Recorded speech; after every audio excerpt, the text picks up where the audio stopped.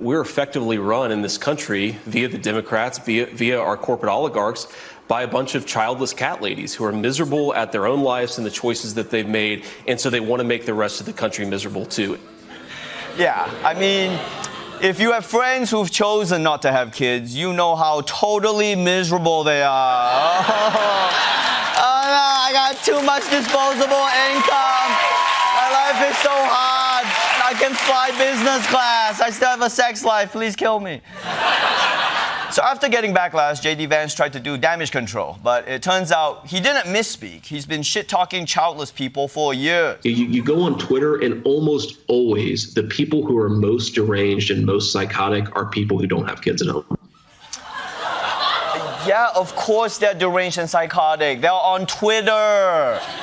That's where they live. It doesn't matter how many kids you have. The most deranged person on Twitter has 45 kids.